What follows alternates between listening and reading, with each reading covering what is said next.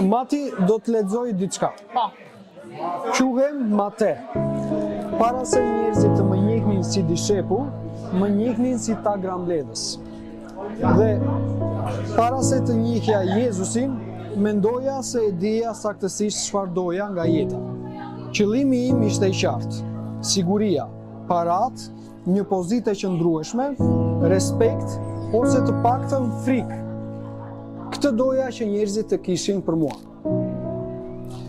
Kisha arsim, dija të lexoja, të shkruaja, të llogarisja, dija si funksiononte sistemi romak dhe si të përfitoja prej tij. Nuk isha i paditur, përkundrazi, isha e zgjuar dhe praktik. Dhe mendoja se po ndërtoja një të ardhme të sigurt. Por çdo mbrëmje, kur numëroja parat, ndjeja një boshllëk që asnjë monedh nuk e mbushte. Kisha qëllime, por jo kuptim. Kisha arsim, por jo paqe. Kisha pasuri, por isha i varfër në shpirt. Njerëzit më shmangeshin. Dhe unë fillova të besoja se jeta ishte vetëm kaq, të marrësh sa të mundesh para se të ta marrin të tjerët. Pastaj një ditë, Jezusi ndaloi para tryezës sime. Ai nuk më pa si një funksionar romak, nuk më pa si ajdut, nuk më pa si mëkatar pa shpresë. Ai më pa si dikë që mund të ndryshonte dhe tha: "Më ndiq." Në atë çast, gjithë qëllimet e mia të vjetra u zbuluan për atë që ishin, të vogla, të përkohshme, të pafuqishme për të më shpëtuar. U ngrita nga tryeza, lash pas parat, pozicionin, sigurinë që mendoja se kisha ndërtuar në mendjen time, dhe gjeta diçka shumë më të madhe. Jezusi u bë qëllimi im. Jo më pasuria, por e vërteta. Jo më statusi, por dashuria. Jo më karriera, por thirrja. Mati, si t'u duk si histori? Ishte histori shumë e bukur, Lino, nuk do ta kisha besuar që ishte historia e Mateos nga Bibla, nëse nuk do ta kishe thënë, mu duk sikur ishte tamam diçka që po e thoje nga vetja jote. Do i kisha lënë emrin për në fund, por nuk e lash, sepse kur thua ta grambledhës, kuptohet. E marrim vesh që është Mateo. Po shumë e goditur për temën që kemi sot. Po. Dhe ne kemi postuar dhe kemi bërë një pyetje në Instagram për të rinjt, kështu që kemi marrë dhe përgjigje nga ju. Unë do doja që të lexoja disa pyetje. Shumë mirë. Dhe disa përgjigje nga pyetje. Disa ashi s'ka gjë, janë gjëra që ndodhin. Tani, qëllimi zbulohet, thot dikush, kur dëgjon Zotin dhe ndërtohet kur vepron. Dikush tjetër na thot të dyja. Tani do lexoj një tjetër. Si e mendoj unë këtë?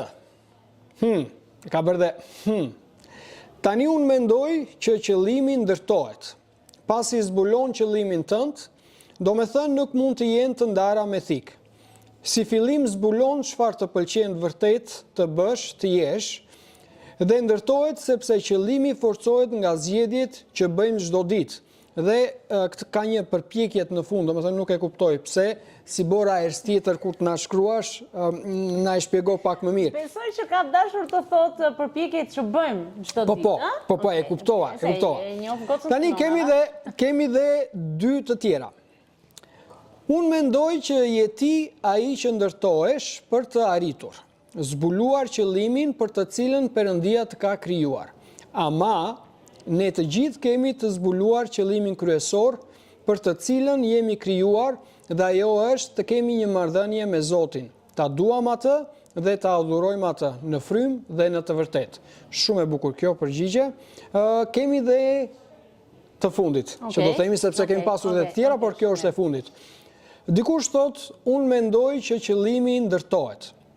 Sepse edhe kur e kupton drejtimin, duhet punë, disiplinë dhe durim. Qëllimi nuk vjen gati, formohet përmes zgjedhjeve të përditshme, sakrificës dhe karakterit.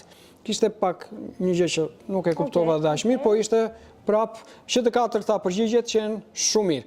Tani, pyetja është për ty, Mati. Po, Lino. Kur mendon fjalën qëllim, çfarë të vjen në mendje? Tani, përgjigjet ishin shumë të bukura që të rinjt na kishin çuar. Faleminderit shumë që na i tham këtë pjesë, tash mos e ana shkalo muhabetin. Jo, do ta zbulojmë hajde. Më mbrapa se zbulohet apo ndërtohet. Për mua kur dëgjoj fjalën qëllim, më vjen në mendje presion pak. Edhe pritshmëri.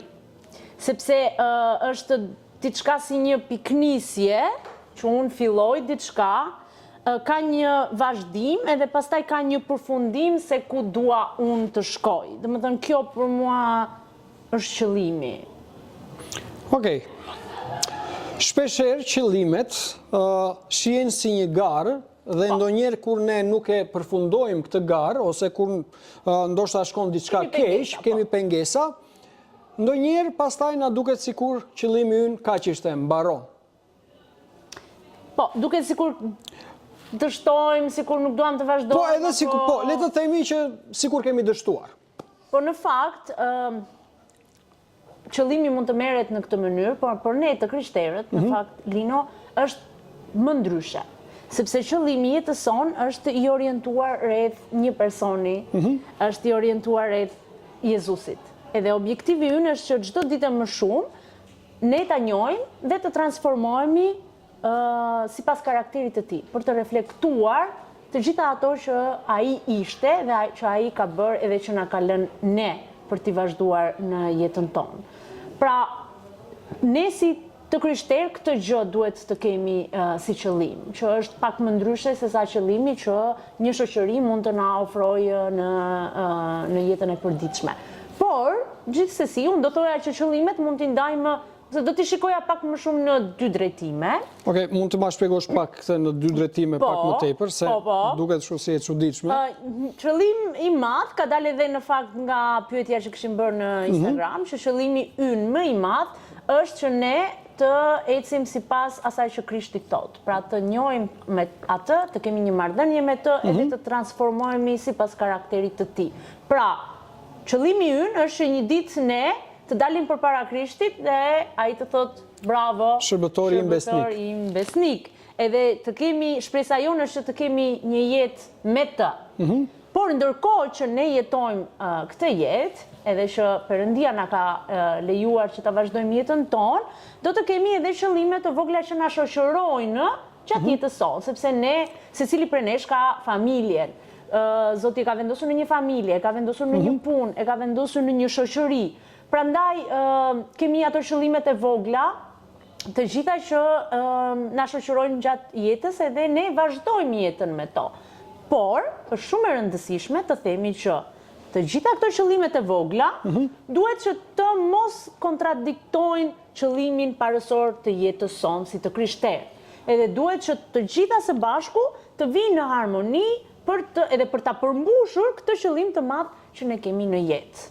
Edhe kjo është shumë e rëndësishme për ne si të krishterë dhe besoj që na ndryshon nga bota, do thoja, por do ta shikojmë edhe më vonë në disa aspekte të tjera. Shumë mirë. Mati, të pyes diçka personale tani. Po, Lino, mos na vesh shumë në sikleta. Jo, të lutem. A ka pasur ndonjëherë kur ti je ndjer pa qëllime? Nuk ka pasur ndonjëherë qëllim. Je ndjer? Vetëm një herë. Po merr një herë, dy herë, di unë tani se di. Të jemi realist edhe të sinqert, ka pasur disa herë në jetën time që kam jetuar si pa qëllime. Ka pasur një periudhë në fakt ku ecja kështu thjesht me rrymë, se i bënin gjërat të tjerët edhe i bëja unë, por në fakt nuk e ndjeja në veten time që pse po e bëja, apo ishte qëllimi im, apo i të tjerëve, derisa kam kuptuar më pas edhe të merr rrymë, ka punuar me mua. Po. Po ti, Lino, ke pasur ndonjëherë situatë të tillë? Ndoshta dhe mund të ketë qenë e njëjta, sepse i bëja gjërat, sepse shikoja shokët e mi dhe i bëja gjërat, por në fakt mund të them diçka, Matilda, është gjatë jetës sime, le të themi të besimit, unë nuk është se kam pasur qëllim që do të arrijë diku. Por tani unë e kuptoj që Zoti më ka përdorur ose më ka rritur dhe më ka vendosur në disa shërbesa apo rrethana të ndryshme në mënyrë që unë të arri ku jam sot. Sepse, çfarë dua të them me këtë është, unë nuk kam pasur qëllim që unë të jem drejtuesi i takimit të të rinjve apo pastori të rinjve. Nuk e kam pasur si qëllim. Por Zoti ma ka zbuluar mua gjatë kohës më përpara dhe më ka arritur për këtë pjesë, për këtë vend ku jam tani. Edhe gjëra të tjera. Më kupton, por nuk e kam ose një gjë tjetër, unë e ureja, më sakt, jetoja në vende qytete të mëdha. Okay. Më kupton? Mirë po, ja ku jam sot, jetoj në kryeqytet, edhe Je mësua. U mësua. Okej, u përshtate. U mësuam. Në fakt, është shumë mirë që e thesh, do kohë, është një proces, edhe me thënë të drejtën, besoj që të gjithë kemi atë pyetjen përpara që mund të kemi kora të këtilla. Është e vërtetë që mund të kemi kora të tilla, edhe pengesa, vështirësi, pyetje, dyshime. Por është shumë e rëndësishme që t'i bëjmë pyetje vetes dhe ta kemi këtë gjë në mendje që kë po nderojmë në të gjithë këtë proces, edhe kush po dalim ne si person nga ky proces. Sepse edhe nëse arrim gjithçka, por humbasim marrëdhënien me Zotin, asnjë gjë nuk ka vlerë. Është shumë e rëndësishme që për ne të kuptojmë diçka. Që para së gjithash, ne jemi thirrur ndaj dikujt, ndaj Jezusit. Para se të jemi të thirrur diku, apo ndaj diçkaje. Përpara se të kemi një mision, një vend apo një detyrë të caktuar, ne jemi thirrur në marrëdhënien me të. Thirrja jonë e parë nuk është ajo që bëjmë, por kujt i përkasim. Shumë e vërtet. Nuk dështoj asnjë gjë nga ajo që the, sepse të lutem. Një mesazh shumë i fortë dhe shpresoj që të jetë diçka që ne e kemi në mendje çdo ditë, por unë të doja, Lino, në fakt që të shikojmë pak tani, kemi prekur pak më përpara, për pjesën se si bota e shikon qëllimin edhe gjërat që bota na inkurajon për të arritur një qëllim të caktuar. Një gjë që do veçoja është në qoftë se ne themi që do ta shikojmë edhe më vonë, ti besoj që do na i shpjegosh pak që qëllimi na zbulohet, bota thotë këtë qëllim ke, mund të bësh çfarë të duash ti, mund të bësh kush të duash ti, mund të arrish. Mund të arrish çdo gjë. Mund të arrish, okay, dhe nuk është keq kjo që na jep këto inkurajime bota, por në një vend. Mati, por një gjë që ndoshta ne si të krishterë nuk mund të bjemi me parimet e botës është që bota mund të thotë shtyp të tjerët për që ti t'ja arrish qëllimit që ti ke. Ose mos i vendos të tjerët, le themi, më përpara, apo nuk e di se çfarë. Ose ndiq vetëm paran. Do të thënë, patjetër që ne kemi nevojë për para. Po, qëllimi, fokusi është tek paraja. Ti e ke vetëm fokusin aty, ose ndiq vetëm karrierën edhe mos mendo për asnjë gjë tjetër, për familjen apo për gjëra të tjera. Që kështu pikërisht janë disa qëllime, inkurajime që bota na vendos, ose disa edhe presione, prandaj e kam thënë fjalën që në fillim presion, që të bëjnë të jesh pa rehat, sidomos ne si të krishterë, edhe që shumë nga shoqëria e sotme janë duke i ndjekur, sidomos të rinjt. Sepse që në fillim të rinjt kanë nevojë të zbulojnë qëllimet e tyre, që prej fillimit duan ta zbulojnë shpejt. Se kështu e kemi dashur dhe ne që në adoleshencë që duam të dim qëllimin e jetës sonë. Dhe duam ta dim shumë shpejt. Është si ajo, dua një fast food, edhe dua tani, dhe dua të bëj lek shumë shpejt, dua të mbaroj shkollën shumë shpejt, dua të bëj një karrierë shumë shpejt, i dua çdo gjë shpejt edhe tani e dua. Edhe në fakt, edhe shembujt që na jepen ne në shoqërinë e sotme nuk janë gjithmonë më motivuesit, edhe nuk janë gjithmonë më të mirët e mundshëm.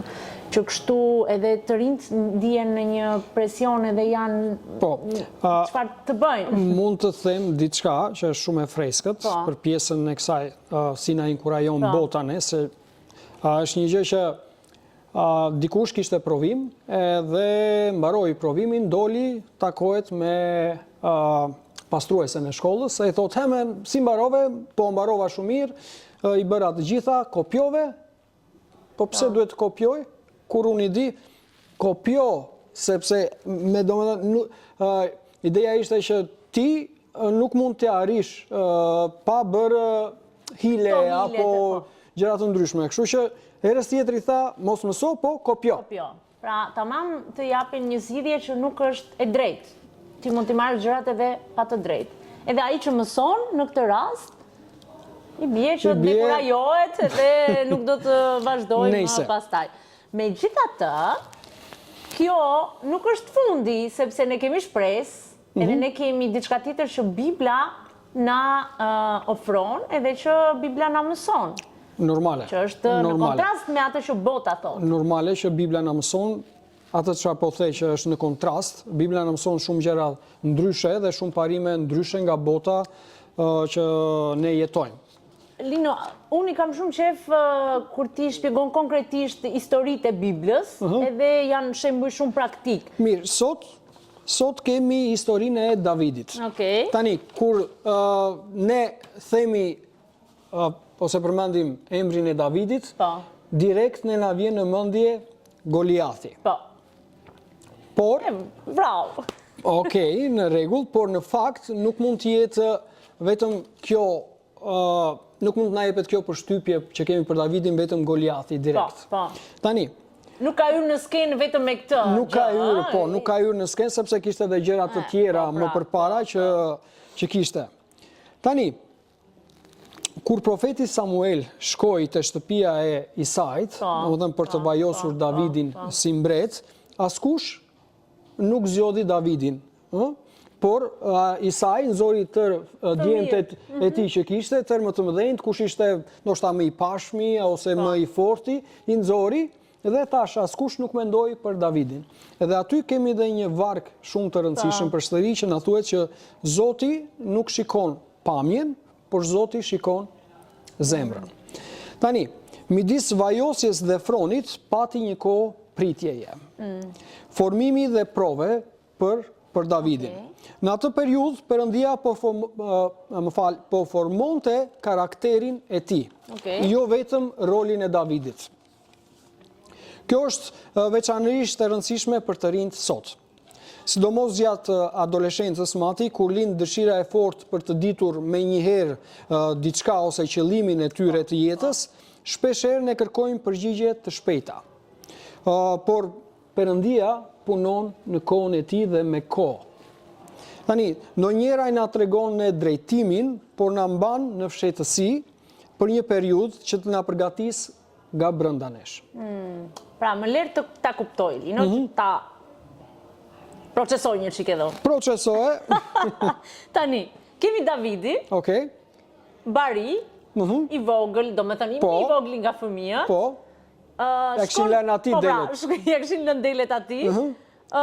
Nuk kishte një qëllim akoma në këtë kohë, se ndoshta qëllimi ti do bësh bari, po qëllimi ti ai ishte të kujdesen për delet dhe mos më aja as uku, as luani, as ariu të mos më janë delet. Ky ishte. Okej, në rregull. Vjen profeti dhe Perëndia i zbulon Davidit qëllimin e madh të jetës së tij. Okej? Po. Dhe me sa kuptoj unë, sipas asaj që ti e thua edhe nga historia, është që nuk u bë menjëherë mbret. Pra, ajo koha e pritjes, i solli atij shumë, besoj, sprova, vuajtje. Normale, sepse ne dim edhe gjatë historisë, edhe pse Sauli ishte mbret, edhe pse Davidi u vajos përsëri, domethënë që ti ishte mbret, ai nuk e shkeli Saulin. Madje edhe u persekutua nga Sauli, Sauli deshte ta vriste Davidin, madje Davidi pati 2 raste për të vrarë Saulin dhe nuk e vrahu. Pse? Sepse e tha unë nuk mund të ngrej krye ndaj të vajosurit të Perëndisë. Domethënë, unë e shikoj si rruga e tij, edhe që kur u vajos edhe derisa u bë mbret, kjo ishte një rrugë, le të themi që Perëndia ishte duke përgatitur atë për të qenë mbret. Formimi edhe i karakterit edhe për të përgatitur rrugën. Pra, Zoti që në vogëli mund të na tregoj ne qëllimin e tij të madh, pra na zbulohet. Po, na zbulohet. Me këtë mund të themi Perëndia mund të na zbulojë, qëllimi dhe më pas Perëndia na formon.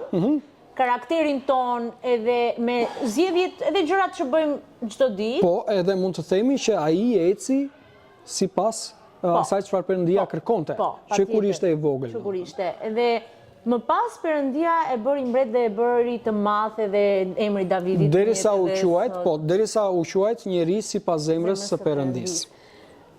E di çfarë më mund të them një gjë tjetër që Davidi na mëson se qëllimi nuk ka nevojë për skenë, ka nevojë për zemër që i bindet Perëndisë.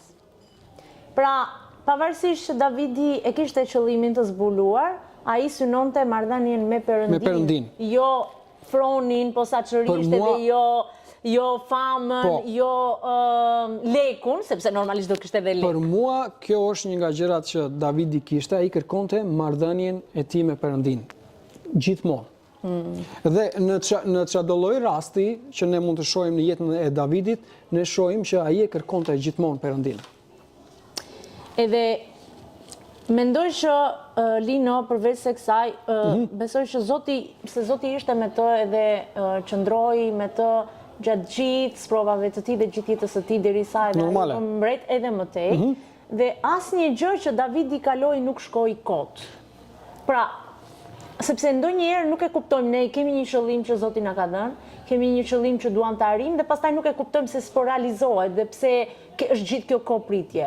Por duhet të themi që edhe sprovat, edhe vështirësitë apo pengesat, edhe gjërat Zoti nuk i le të shkojnë në dëm. Po, as provat, as momentet e dyshimit që ne kemi apo vështirësitë, ato nuk shkojnë, nuk janë të kota, le të themi.